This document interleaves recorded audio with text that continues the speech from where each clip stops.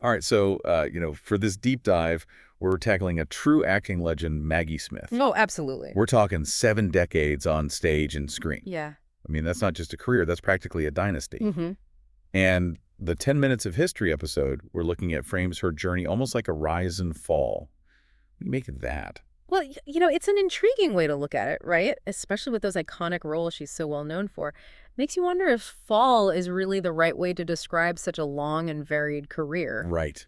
Exactly. It's like, how do you even quantify that? Yeah. So to really unpack this whole rise and fall idea, let's rewind all the way back. Okay. The podcast mentioned she came from pretty humble beginnings. That's right, yeah. Born in 1934 to parents who weren't exactly theater folk. Really? Her father was a pathologist and her mother a secretary. Wow, okay. A far cry from those dazzling stages of London's West End. Totally. But even with that background, she finds her way to drama school. Mm-hmm. And then, boom, early 20s, taking the West End by storm in the 1950s.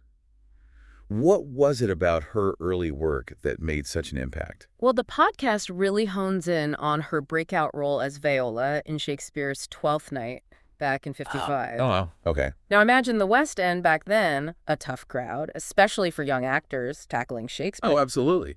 But the reviews for her Viola, they were phenomenal. Critics were blown away by her raw talent, the emotional depth she brought to the role. It's like right out of the gate, she was already exceeding expectations. Yeah. And this was the 1950s. Hollywood, like much of society back then, wasn't exactly known for embracing strong female leads. Oh, absolutely. The podcast really highlights what a man's world the film industry was at that time. Yeah. Yet even in those early roles, she had this undeniable presence. Mhm. You just couldn't help but take notice. Yeah, and then you have that Oscar win for the prime of Miss Jean Brodie. That wasn't just an award. It was a statement. Exactly. It's so interesting that she chose a role like that. He's a controversial teacher navigating desire and ambition within this rigid school system. It's like she was drawn to these complex female characters even then. And that choice speaks volumes about her as an actor, even back then. This wasn't just playing a part, it was embodying characters who challenged conventions, much like she was doing within the industry itself. The prime of Miss Jean Brodie cemented her as a leading lady, but also as an actress who could carry a film critical acclaim, box office success, the whole package. It's like she was sending a message, I'm here, and I'm not just going to play the ingenue. Makes you appreciate her later career choices even more, knowing she was already navigating those expectations right from the start. Exactly. And it really sets the stage for what some might call a fall. But as we dig deeper, we might find it's less about falling and more about consciously carving a unique path in an industry that, well, let's just say it doesn't always handle change so gracefully. Yeah, no, I totally agree with that. Yeah. Okay, so we've established Maggie Smith was already this powerhouse in the 50s and 60s. But then the podcast kind of shifts gears, focusing on her theater work in the 70s and 80s. Do you think that was a deliberate move on her part? Like maybe a way of sidestepping those Hollywood expectations we were just talking about? It really makes you wonder, right? Because she's having this success in Hollywood, yet the 70s and 80s, she's firmly rooted in British theater. She even joins Laurence Olivier's National Theatre Company. Oh, wow. Talk about talent and history converging on those stages. It's incredible. But it wasn't just about going back to her roots, was it? The podcast mentioned her versatility. Was she using this time to experiment?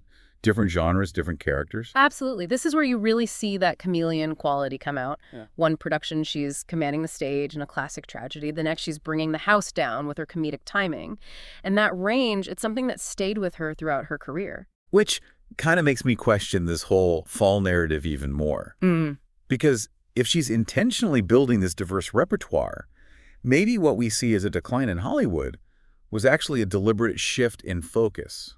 Right, exactly. It's not like the work disappeared entirely. She's still acting in films and on television, but the roles themselves start to change. And this is where that whole idea of industry perception comes into play, especially for women as they get older. Yeah, it's like this unspoken rule in Hollywood, and let's be honest, in society in general, about what roles are considered appropriate for women of a certain age.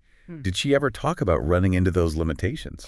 You know, for someone so well known, she's always been incredibly private about her personal life. No tell-all interviews or anything like that. Right. But I think you can see a quiet defiance in the role she chose, a refusal to be put in a box. Absolutely. And we haven't even touched on the fact that during all of this, she's battling cancer not once, but twice. You can't ignore the impact that must have had, both personally and professionally. No, absolutely not. And that's crucial context when we're talking about any kind of decline in her career. Right. Imagine facing those health challenges while also dealing with an industry that, well, let's just say, it's not always kind to women as they age. Yeah. It makes you wonder if those smaller roles, as the podcast called them, were actually a way for her to take control, prioritize her health while still doing what she loved. Like she was saying, I work but on my own terms. Which leads us to those roles that a whole new generation knows and loves her for. Professor McGonagall and Harry Potter, Violet Crawley and Downton Abbey. I mean, iconic, without a doubt. Absolutely. But they also seem to fit into that archetype of the wise, sharp-tongued older woman. Right. So is that typecasting or a strategic career move? It's such a fascinating question because you can't deny the cultural impact of those roles. Oh, absolutely not. She brought such depth and wit to them and introduced herself to this whole new generation of fans. But they also play into a certain image, right? So it's this weird paradox.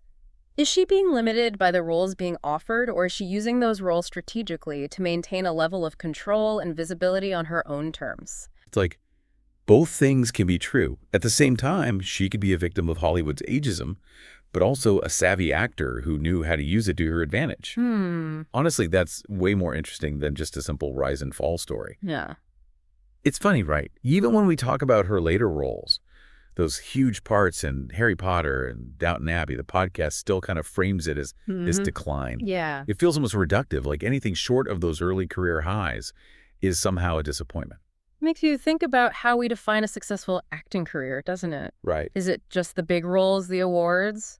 Or is it more about longevity, the ability to adapt, connect with audiences across generations? And she does it all with such grace, this like, I don't know, mischievous twinkle in her eye. Oh, absolutely. You always get the sense that Maggie Smith's in on the joke, even when she's playing these like formidable characters. Totally. There's a self-awareness there that just shines through. Yeah. But to your point, it's like we're so obsessed with this constant upward trajectory, we forget that a long career, especially in a tough industry like acting, there are going to be peaks and valleys. Oh, for sure. And maybe what we see as a fall is actually like a deliberate sidestep, a way of staying in the game, but on her own terms. Yeah, and that actually makes me think about her decision to kind of step back from film after Downton Abbey.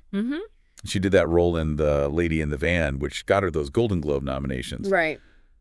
But it seems like she was very intentionally choosing a different pace, a different kind of project. And that, I think, speaks volumes about her artistry. That even after all these years, she's still drawn to stories that challenge her, offer something new.